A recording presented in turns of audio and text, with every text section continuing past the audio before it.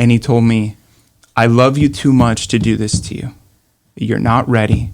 You're going to tank the practice, and I'm not going to be the guy that takes your money. Straight up. And I appreciate him for that, as much as it sucked.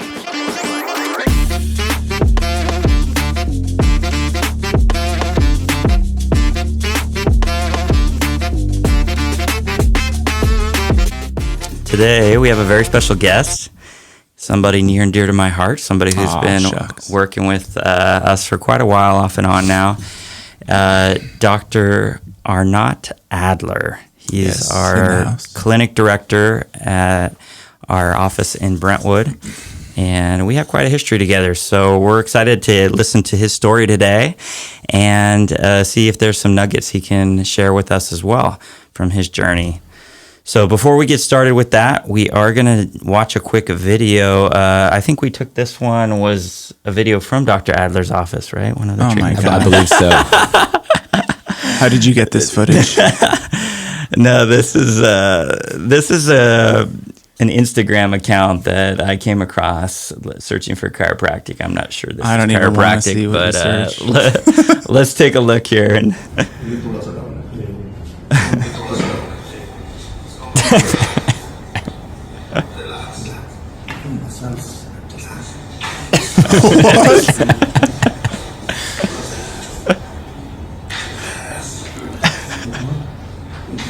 What the heck? This last one gets me. This guy needs to file a police report. Oh, gosh. Okay. Oh, man. We just done that. So, yeah, to each their own for sure. Give me your first thoughts watching this video. Gross. Like, I didn't know what the heck was going to come out of this. Yeah, I think it's kind of funny because we do a lot of rib work in the office, but I can't say that I've ever taken the double around side of the male breast and done a lift. That's a little aggressive for me. Let's be honest, Chris. You sure about that? All right. So, obviously, moving soft tissue does not make a cavitation. Does not make a noise. Well, I think in this video, it's making a noise, and obviously it's making the same noise, everything that he does. Gotcha. So, yeah, they can splice in sound, but you can do a fascial lift, and it'll give you a cavitation. Those were fake. Those were fake. 100, 1,000%. Those were fake. The double squeeze pop. Yeah. Oh, man. And the one where he grabs, like, in the middle. Right, like, I don't know what's going on there. Yeah. You won't find that one at Alexander Chiropractic. Think about how many times he practiced that. His poor wife. Oh gosh. So let's be real. That is not chiropractic. No. And stuff like that is just embarrassing to chiropractic. I mean, we think it's hilarious, but the fact that somebody who's not a chiropractor might come across that and they put chiropractic in the... Yeah, I mean, more and more people are coming in saying, I'm watching chiropractic videos all the time, and my heart sinks. I think, they have no idea what we're really doing. Sure. Either it's too aggressive or it's some of this random stuff that's just not it. Yeah, just very clickbaity too. Right. Yeah. I'll tell you the ones that piss me off is exploiting females in the videos. And so I'm not even going to show any of those because I don't think they deserve our attention to even show any of them. True. But it is a hands-on profession, right? And so, I don't know. Somehow those videos, sexy videos for whatever reason, get a lot of a lot of views. Anything to get someone from stopping their scroll to take a look to monetize it. I think that in every profession they're doing more and more with selling sexuality. Mm-hmm. But when we're talking about being a doctor, it's got no place. Yeah, I agree.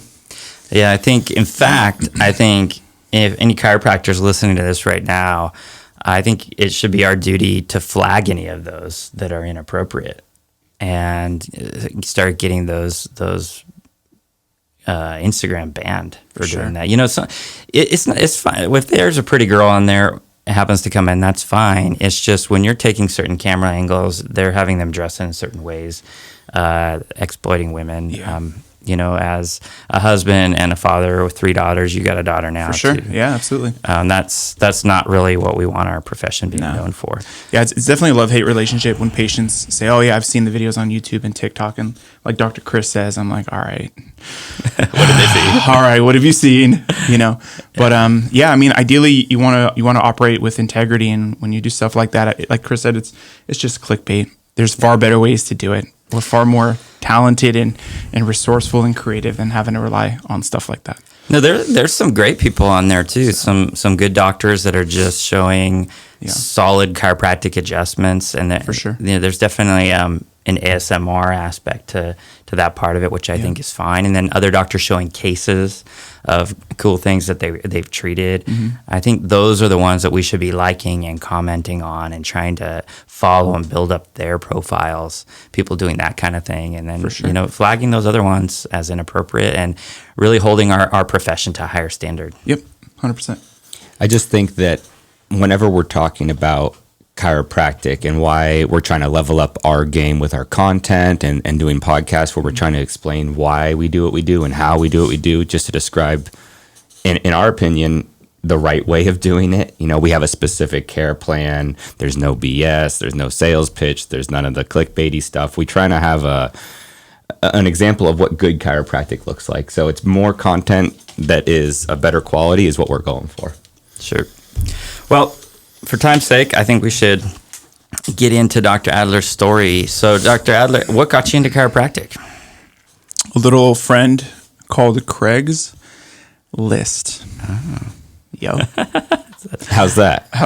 All right. You're showing your age now. Time? You're showing your age Is here Craigslist even around anymore? Other than like selling grandma's furniture? Let's ask Alina. Alina's off camera here. Can you give us a nod? Is Craigslist still used by the younger generation? I know of it. Yeah, okay. All right. That's fair. She's heard of it in the history books, she says. That's fair. Right on. So I think my journey is a little bit different. I know with Matt, his dad was a chiropractor, so obviously there was a lot to look up to there. And then with Chris, I listened to your podcast, and as good friends, kind of understand your story. I think mine's a little different. I've fallen in and out of love with this profession many times. I've fallen in and out of love in real life while I've been in this profession. You're a passionate guy. I try to be. All right. Thank you. I appreciate it. It's the Latin side. So for me, the way that it all happened is when I graduated college with a degree in exercise physiology, I said, all right, well, I got to stay with something in the medical profession, something. So I was on Craigslist and I'm looking at anything even remotely relevant, right? And I came across this job posting for an office manager position for Dr. Jason Worrell, a good friend of yours, good friend of mine. He's been a mentor to us both at different times. And I was like 22 years old, and I told my mom, I said, hey, I have this job interview. I don't have any money. I want to look sharp. Can I borrow some cash? And she says, what do you need? And I said, I need give me whatever you have. She's like, I have $110. I said, fine. I went to Target. The blank check. I bought not even. I bought myself a $100 suit from Target. Now, I grew up in Walnut Creek, California, very familiar with Pleasant Hill. That's where his office was. I looked at the address and I said, all right, I know exactly where the street is. I've been down the street many times. It's a long street. I'm not going to look exactly where it is. I'm going to go get it, right? I'm going to go to the office. My interview's at 1:00. I am scouring through this whole street back and forth, and I can't find it. And I'm sitting at a light, and the clock hits 1:01. 1:01 in the afternoon, right? And I'm already thinking, I can't do it. I got to go home. I got to bail. And all of a sudden, I look to my left and I see the office. I flip an illegal U-turn on a red light, screech into the parking lot, go right inside, panting, greeted by his wife, Sarah, wonderful woman. And she says, oh, we're already inside doing our interview. So I walk in there. He looks at me and he kind of smiles and he goes back to talking to everybody else. He ended up pulling me to interview first, and I was so caught off guard because I'm like, why am I the first one to get pulled? Like, literally, I'm the last one to show up. Am I in trouble? Long story short with that, he calls me a couple hours later, and he says, hey, I never thought that I was going to offer you this position because you walked in late, but I want to offer you this position as my office manager. And I remember my windows were down in the car, and I screamed so loud that the person next to me looked over, and I gave him a thumbs up, right? And I worked with Dr. Jason for the next 2.5 years, fell in love with the profession, the way that he approaches taking care of patients, how engaging he is.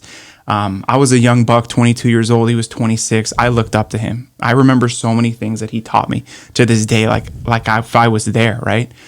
And went to chiropractic school, graduated, I think 4 years later, if I'm not mistaken, and I got a preceptorship working for Dr. Nick Baker over in Walnut Creek.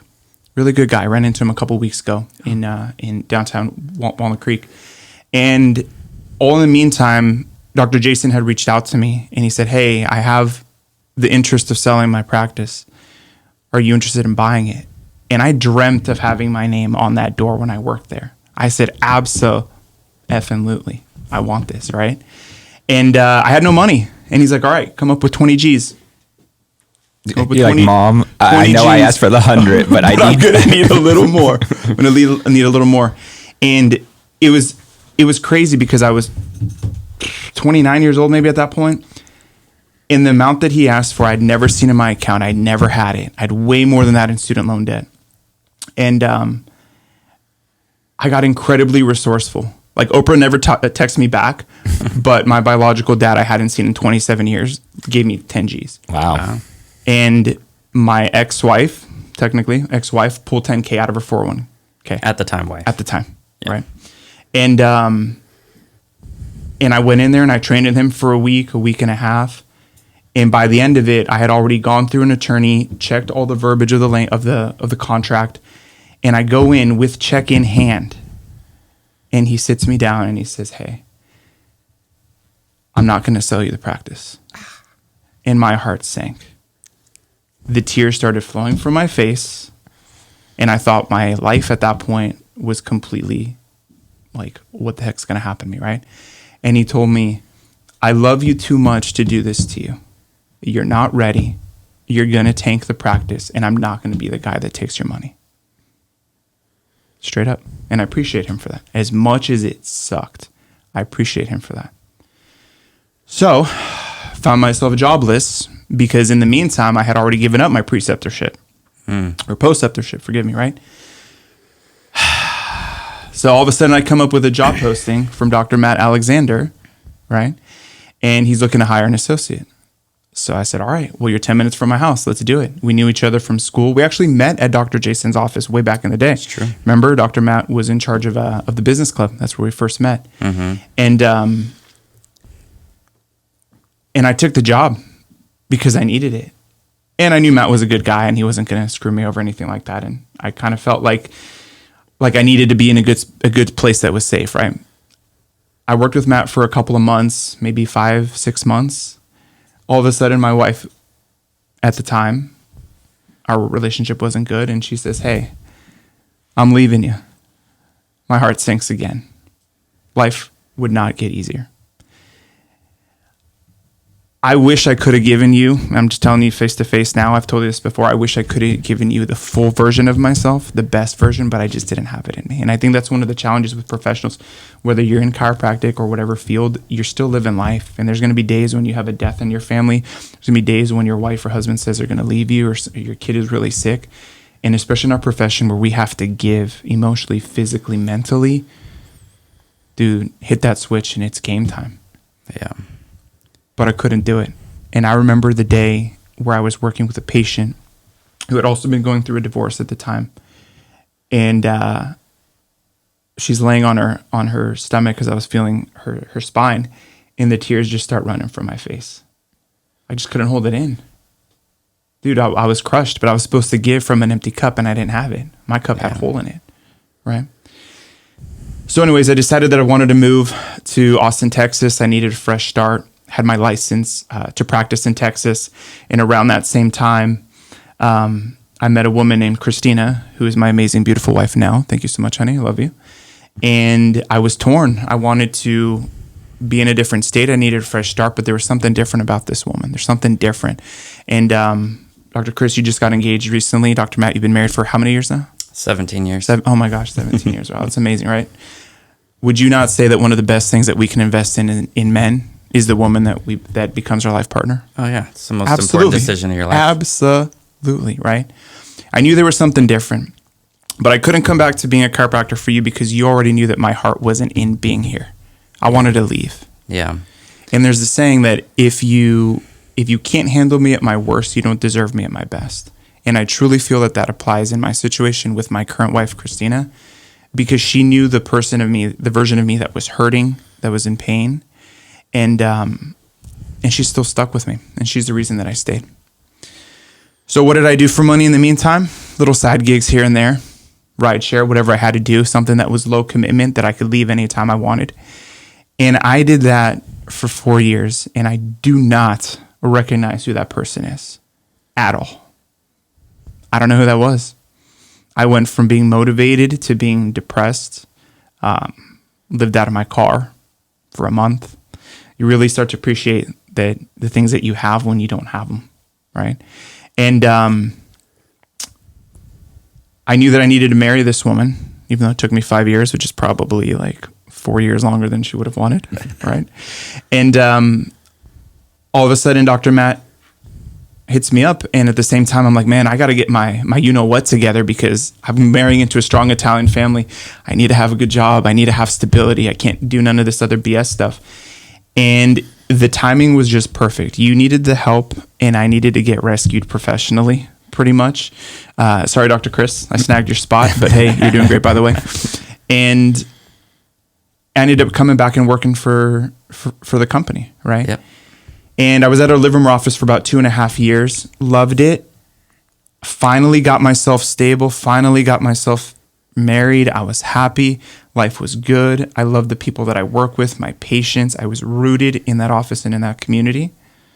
And then all of a sudden, Dr. Matt approaches me. He says, hey, let's go get some lunch. Dun, dun, dun. Dun, dun, dun. And I'm like, oh, no, not again. And I'm sitting there at In-N-Out, chowing down on a number one. And he says, hey, I'm thinking about buying this business in Brentwood, and I want you to go to it. And I felt like you punched me in the stomach, but I know that you were coming from a good place. I didn't want to do it. I did not want to do it. Just leave me alone. I just want to be happy. I just want stability. And I went home and I talked about it with my wife, Christina, and we just knew that as much as it was going to suck to leave, we had to project on what was going to be best for our family in the long run, right? We didn't have our daughter, Poppy. I got my little Poppy pin right here. I love you, sweetheart. Yeah, she goes with me on big days, That's cute. right? And when we walked into that office, we knew that there was going to be a lot of work that needed to happen. I think we kind of underestimated it, but I put my feet in the ground, and I'm so incredibly proud of what we've been able to build.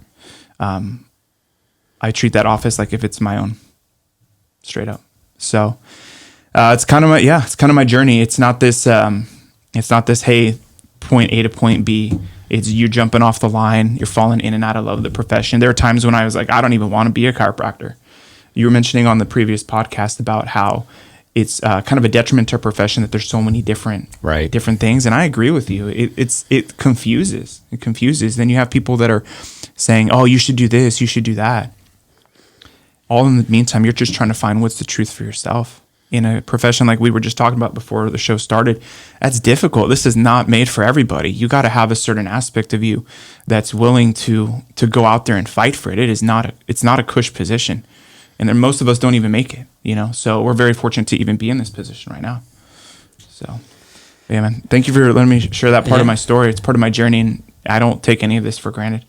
And I really appreciate you telling your story. It takes a lot of courage to come out and tell a story, especially, everybody wants to come out, especially in the chiropractic world.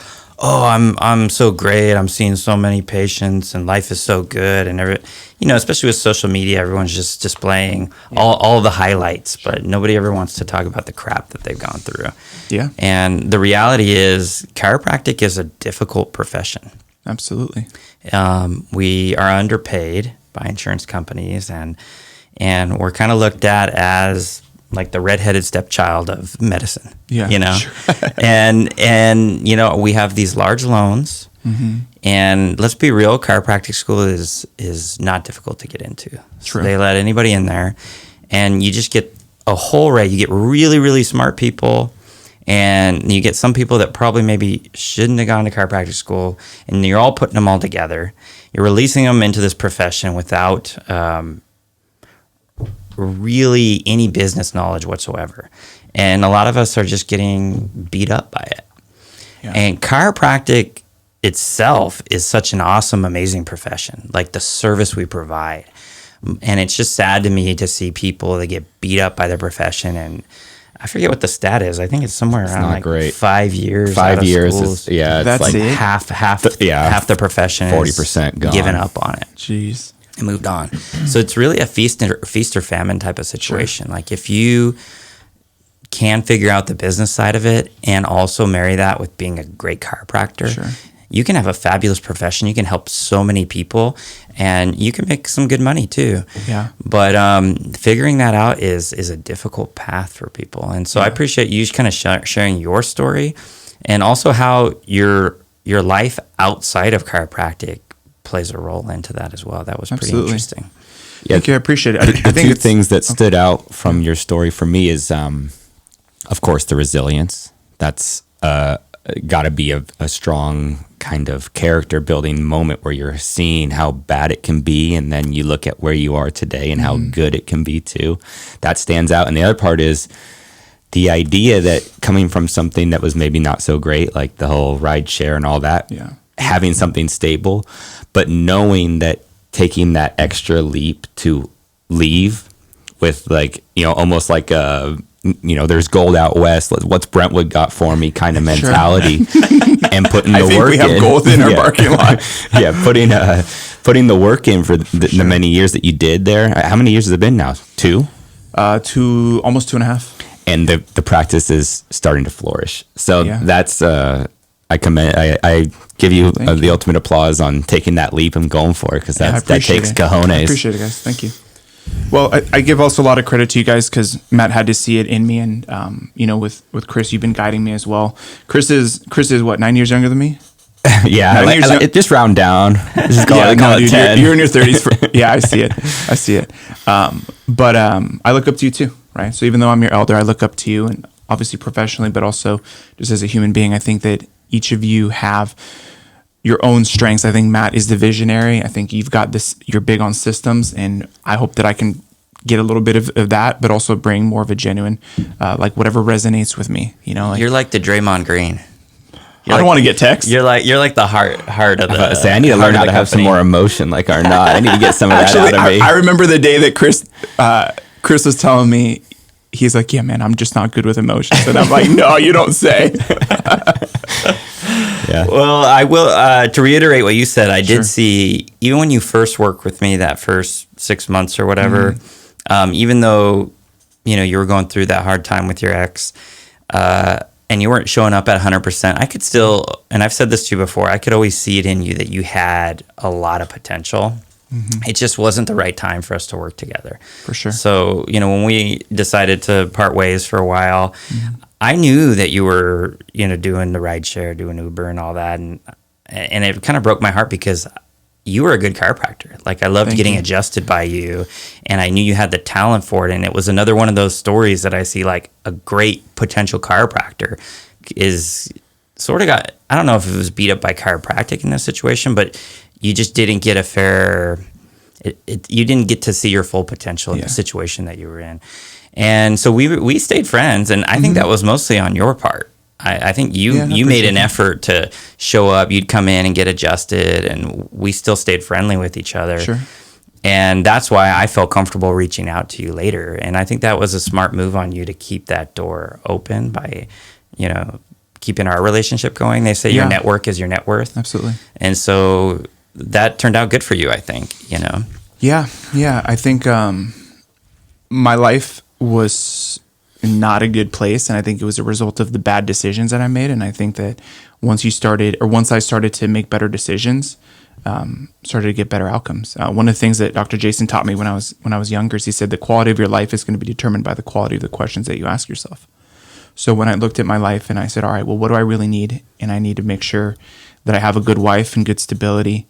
I actually remember I was in Mexico and I was talking with my biological dad. We were in Cancun, and I was trying to decide whether to propose or not. And I asked him, hey, how did you decide to marry your wife? And he said, well, I looked at my life and I said, all right, if you break your life up into into the slices of an orange, right? Whether it's finances, peace of mind, health, all these things. Can you see yourself plugging this woman in and having everything go well in those others? And if the answer is yes, then you marry that woman. And after I had that conversation, within maybe about a month or two, I already had a ring in hand and I was ready to roll. Honestly, I wish I wouldn't have taken that long.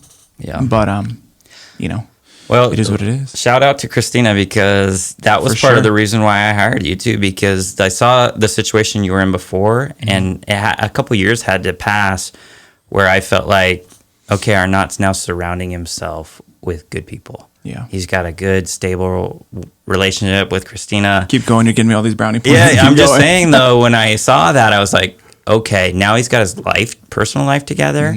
Marry that up with the chiropractic skills that I know he has, and I'm willing to bring him back in. Sure. And yeah, it's been a totally different game this time around. Yeah. So. I think another big thing that's really helped is when I was working in the Livermore office, Dr. Dan Williams, who's a beast in his own regard, we all look up to him. Seeing what is possible as far as patient care and volume, and just how patients love his care, and then having Dr. Chris come on board, and you surpassed me in many ways, and again it kind of beat me down, and I was like, oh, all right, here's another hill to climb, right? But moving out to Brentwood and being on my own, I think, is one of the best things that's ever happened in my career, because they say that comparing yourself robs you of your own happiness, and I think that was so much the case. Comparison is a thief of joy. Beautiful. That's exactly what I want to say. Thank you. And having nobody to compare myself to other than myself was huge. Yeah. I was listening to something on Instagram the other day. Maybe you guys have seen it. It was Matthew McConaughey, and he was giving an acceptance speech for an award. And he was saying that the hero in his life is himself 10 years in the future. And the reason why is because he wants to constantly improve himself. So when he looks back, he's proud of who has become. And I've kind of taken that approach in this office. So yeah, I like it. He's pretty good. Have you read his book, Green Lights? I have not. That's a good one. Yeah. When you read it, do you read it with his accent? Yeah. All right. Yeah. Does anybody know any other Matthew McConaughey line? Does he say anything else? My name's also Matthew. So we got that going on. That's awesome. Cool. Chris, you got any questions for Arnott? What steps do you feel like were the most influential going into Brentwood that's got you to where you are today? Because you went into an office that was not even our system, right? Didn't have the X-ray, didn't have the teams that you were used to, yet here we are a couple years later and it's cooking. So let's start at the beginning. Like, what was the first takeaway from the office, and where did you feel like you needed to make the change? Man, that's a great question. Like you said, it was a different office, different system. I think in our profession, there's so much trust that is hopefully given from patients to the doctor. And when I first started, it was all about keeping their trust, trying to put my best foot forward, right? Granted, there's some patients that didn't stay because I wasn't their doctor. They didn't choose for the business to be sold, right? They wanted to choose their own. And a lot of them did stay, and I'm thankful for them. And a lot of them are I consider my OGs, right? But I think the biggest thing was that I knew that it was going to be difficult, but it was going to be worth it. And because I had more leeway out there, it was kind of like, in my mind, like the Wild West, like it's sink or swim. We have to make this work, right? We would work through lunches. We would see new patients when, like, literally there'd be days where I just didn't stop. And we started at 8 a.m. We'd finish at like 6:30. Our office manager at the time, Michelle Perina, love her. She's a fantastic person. Her and I butted heads. She was the old version. I was the new version, right? Trying to get her to see the way that things needed to be. I think one of the things that I mentioned to you early on is what I admire about how Matt goes about handling his business is I think that he's very just calm with his demeanor, and he really knows how to handle all the different personalities. And it was different in Brentwood because now I had to manage people as opposed to just managing myself. Mm-hmm. Yep. It's a whole different skill. A whole different skill, right? So again, I guess just being resilient and just knowing that you know what it was? I wanted to prove it to you, Matt. I wanted to prove it to you, and I wanted to prove it to you, and I wanted to prove it to myself. Because I knew what I was capable of. Maybe I wasn't in the right situation in Livermore at the time, But I'm like, here's my chance, and I want to show you what I got. I think that's what it was. I guess kind of lit that fire inside me. Well, I think good. what you spoke about with comparing yourself is negative. It is a detriment, but I think competition is how we get to the next level. And Matt speaks to this too. Is he'll text me and says, I'm feeling like I'm working hard today, and I'm thankful that I have Arnott and you to push me. If I'm surrounded by people that want more, I need to be a better version of myself. So that's like the same competition thing. Is that we're trying to bring everybody up. Yeah, there's a level of healthy competition, as long as it doesn't get into, as you were saying, the comparing yourself or feeling bad about yourself. Like, keep it kind of game-like, I think, to some extent. I remember, do you remember, Chris, when early on when you had joined the Livermore office and Matt said, I remember he said it to me and he's like, well, I know Chris is, like your competition. And in my mind, I was like, no, he's not. Yeah. But I didn't think of it in the sense of like, we're competing for something. We were friends. Like, I befriended you from the very beginning. Right. Mr. Pickle Sandwiches, man. You remember that first day? Oh, I remember that day. I had my own story on that day. Yeah, That was January 6th. I remember that was January 6th. Yeah. Not a good day. It literally, we were in Mr. Pickles and all that stuff was going. It was all going down. That's right. There you go. That was right. I remember vividly. Yeah. But yeah, I never saw you as my competition. I don't think you saw me as competition. We saw each other as friends. Later on, I understood what Matt was talking about. Obviously there's a certain pool of patients, and obviously you want to grow your own patient base. But no, man, we've had each other's back from. Well, I think day one. I think I spoke about this the last podcast, but the Livermore office had a problem back in the day where there was too big of egos where people were trying to quote unquote steal patients. And that's never been the case since I've been there. When I came in, you were helping me on learning the system, and then we bounce ideas off each other, and then we'd see how Dr. Dan Williams did it. And it was no one was trying to steal anyone's patients. We were just trying to raise the ship or the tide together. Exactly. So it's kind of fun to see how, when you put your minds together, how great we can make things. I think that's a good attitude to carry on to the entire profession as well, because we want each other to exceed within our own company. I think we should also have that attitude towards other chiropractors as well, because when we start getting a little healthy competition, just in a friendly way is okay, but as a whole, we want chiropractic to do better, and we want other chiropractors to succeed. And the more chiropractors that succeed, the more people are going to receive chiropractic. Yeah. And that's the mission. I think that's the mission. Yeah. I think you talked about that on the previous podcast, and that really stuck with me, because I think being out in Brentwood, think of it this way: we've been there for 2.5 years, and we have the second largest online presence on Google, and there's this sense of like pride. And it's like, I need to find my chiropractor, but I don't want to go to the number one guy, because I feel like if I do, then I'm going to befriend somebody I'm competing with. And that's a weird feeling for me, right? But after I heard what you said, my perspective has changed. Yeah. I should befriend him. He is my partner in this, right? Like, he's not my direct competition on a day-to-day basis. In most regards, I am my own competition. I should be friends with him. Yeah. Probably learn a couple things. Right. A lot of times, it's very humbling. Competition in an industry can raise the whole industry up. For sure. Because they both have to, they're constantly leveling up. Oh, I got to learn new techniques. I got to get better at this. And a little healthy competition, I think, is good for both.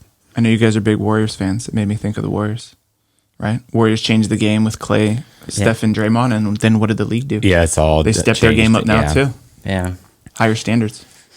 And it's going to be interesting, and maybe Dr. Matt can speak to this, because he sees the newest crop of chiropractors coming out. And we spoke about this, that there's a lot of boomer chiropractors that are finishing up. And a lot of times people ask me, do you feel that medical doctor hate coming your way? And I'm like, not really. I feel like I work hand in hand with medical doctors often. I think that's an old school mentality. If anything, we're just not on their radar. And that's a problem. That's it. But when I ask them, all these chiropractors, we like to talk up all this stuff in school about how MDs hate us and are trying to put us out of business and this and that. Now, there is some stuff in chiropractic history for sure where sections of the medical community did try to stomp chiropractic, but your average MD in town, most of them do not hate chiropractic. They just don't think about us. Yeah. And that's a problem. So we need to go and change that. Sure. Yeah, that education aspect of, no, we're not trying to steal your patient, but we might be able to provide them a natural way of getting through some of these issues before we result to pharmaceuticals. Yeah. And at a loss, or sometimes they feel at a loss when their patients aren't responding to their pharmaceuticals. And how many times do you have a patient come in and say, I've tried everything, and sure enough, specific chiropractic care, 12 visits later, they're getting results that they haven't seen in years. All the time. That's not going to take away from medical. Medical is going to be fine. Yeah. But we can still help a certain population that's not responding to the way they do it. For sure. And that needs to be a balance. Yeah. They don't understand what we do. There's a misconception or misunderstanding or lack of wanting to know. Yeah. So, well, yeah, like off their radar. I mean, they got everyday life. They're running a business. They're taking care of their patients. They're not worried about the small chiropractic office down the street. That's why we got to make it known that we can help them. Help them with the patients that they're having trouble with, too. Let's do it. For sure. Let's go, baby. Hey, well, we got to wrap things up. Dr. Adler, you do a lot of personal injury at your clinic. Yes. Why don't you give us just a couple quick nuggets and then in the next 2 minutes before we wrap up, what are some of your secrets for handling personal injury? What are your top? For sure. One of the things you guys might not even think I would say, but one of the first things that I ask patients is if they've been in a car accident before. And if they say yes, my next question is, did you have an attorney? If the answer is yes, then I log that into my mental Rolodex.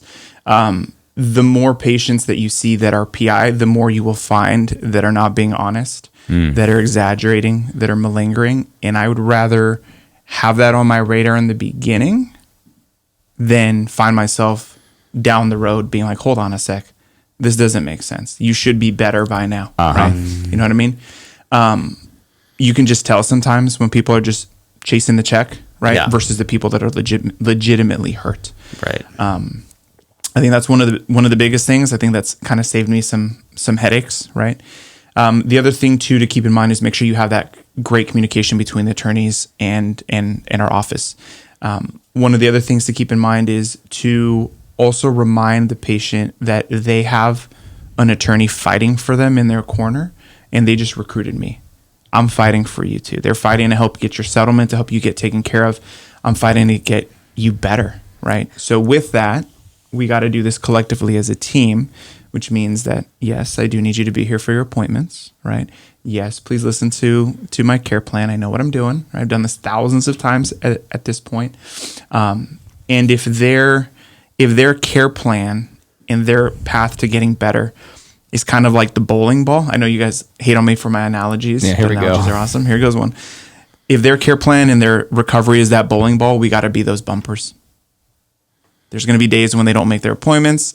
Make sure you encourage them, be their cheerleader. Don't call them out, call them up. Encourage them. Come with a good attitude. Remind them that you're there to help them. Right? That's good advice. All right. Well, thank you, Dr. Adler. We appreciate you coming out today. Thank you, fellas. I appreciate it. Love you, buddy. Thanks, buddy.